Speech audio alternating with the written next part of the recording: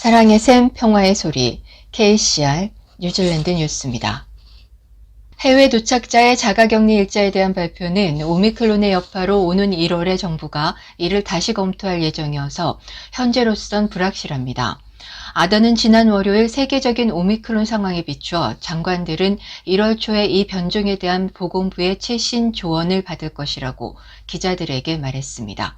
정부는 지난달 1월 16일부터는 호주에서 도착한 백신 접종을 받은 키위들이 MIQ를 건너뛰고 7일 동안 자가격리를 할 수 있다고 발표했습니다. 또한 2월 13일부터는 모든 국가에서 들어오는 키위들에게 그리고 4월 30일부터는 백신 접종을 한 모든 외국인들에게 확대됩니다. 그러나 발표 당시에도 아더는 해외에서의 도착을 상당한 위험으로 간주하며 새로운 오미크론 변종의 출현을 지적했으며 지난주 오미크론의 피할 수 없는 변종이 뉴질랜드로 유입될 것이라고 말했습니다. 자가격리 일자 재검토 발표는 귀국편이 예약된 해외 키위들에게 큰 타격이 될 전망입니다. 다른 국가들이 부스터샷 날짜를 앞당겨 오미크론에 대응하고 있습니다.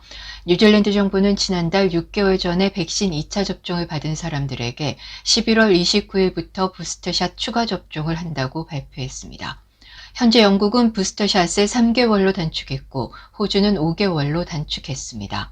아더는 부스터를 받을 자격이 있는 대부분의 뉴질랜드인들의 부스터 접종 기회가 실제로 3월과 4월 그리고 5월에 걸쳐 있기 때문에 많은 수의 뉴질랜드인들이 6개월 목표를 상당히 벗어나 있다고 말했습니다.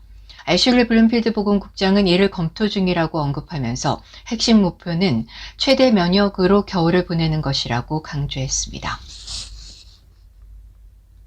대다수의 뉴질랜드인들은 12세 이상의 마오리인 90%가 코로나19 백신 접종을 받을 때까지 여행을 제한하는 방안에 반대했습니다. 전국 호라이즌 리서치 설문조사에 따르면 성인의 59%가 이동 제한에 동의하지 않았으며 32%는 동의하고 9%는 확신이 서지 않았습니다. 이 수치는 마오리의 경우에도 유사하게 나타났습니다. 33%가 이동 제한에 동의했고 54%는 동의하지 않았으며 13%가 잘 모른다고 답했습니다. 현재 적경 마오리 인구의 86%가 1차 백신 접종을 받았으며 75%는 2차 백신 접종을 받았습니다. 백신 접종을 하지 않은 마오리가 많이 거주하는 노스랜드와 베이 오브 플렌티 같은 일부 지역에서는 마오리 인구를 보호해야 한다는 강력한 요구가 있었지만 해당 지역에 거주하는 대다수의 사람들은 그렇게 하기 위해 이동을 제한하는데 동의하지 않았습니다. 백신 접종을 받지 않은 사람들을 보호하기 위해 이동을 지연시키는 것을 지지하는지에 대한 질문에는 19%만이 이 아이디어를 지지했고 13%는 더 많은 사람들의 이동이 백신을 접종하지 않은 사람들의 백신 접종을 촉진할 것이라고 생각했습니다. 공식 모델링은 12세 이상 인구의 90%가 완전히 백신 접종을 받았음에도 불구하고 전국적으로 일주일에 최대 16,000명의 코비드19 감염이 발생하는 최악의 시나리오를 경고했습니다. 무료 영어 코스가 있습니다. 다이나 스피크입니다. 한국어 문의는 027-514-6408로 하시면 됩니다.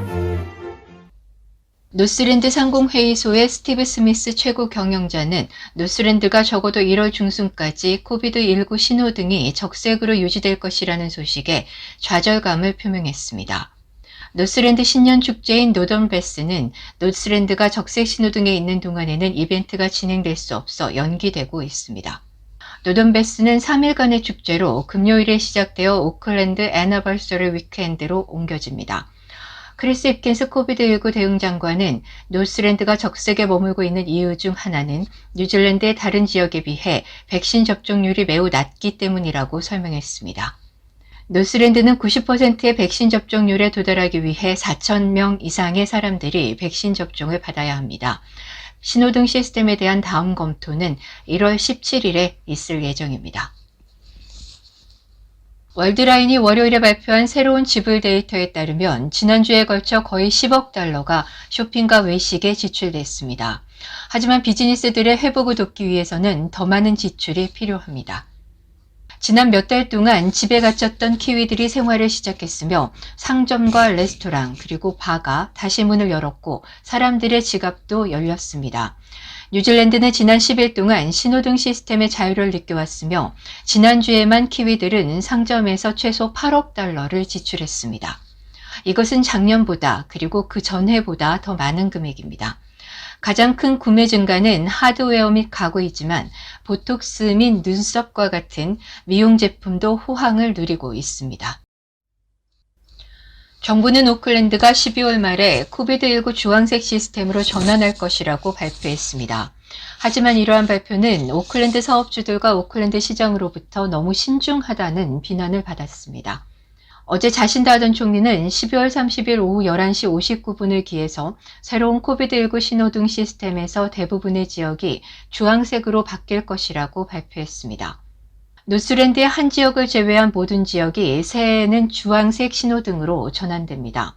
그러나 오클랜드 필고프 시장과 일부 사업주들은 높은 백신 접종률과 낮은 발병 사례 수에 따라 오클랜드가 현재 주황색으로 전환될 가치가 있음에도 불구하고 정부가 너무 조심스럽다며 좀 더 모험적일 필요가 있다고 말했습니다. 역학 전문가인 마이클 베이커 교수는 이번 여름 휴가 기간 동안 여행을 하는 오클랜드 어린이들에 대해서도 신속 항원 검사가 필요하다고 말했습니다. 이는 이들의 대다수가 아직 백신 접종을 하지 않았기 때문입니다. 오클랜드 시민들은 내일 수요일부터 시 경계를 벗어나는 이동과 여행이 허용되면서 백신 접종 패스나 미접종의 경우 72시간 전 음성 검사 결과를 제시해야 합니다. 그러나 5세에서 11세 사이의 어린이들에 대해서는 아직 매드세이프의 승인이 나지 않아 백신 접종이 허용되지 않으면서 어린이들에게는 이 규정이 해당되지 않습니다. 이에 대해 마이클 교수는 오클랜드를 벗어나 여행하는 모든 어린이들이 전국적으로 바이러스를 전파시킬 가능성이 있다며 경계를 벗어나기 전 신속 진단 키트로 음성 여부를 확인해야 한다고 주장했습니다. 오늘의 환율 정보입니다. 뉴질랜드 달러화 대비 원화 기준 환율은 800원 33전, 한국에서 보낼 때 808원 33전, 한국에서 받을 때 792원 33전입니다.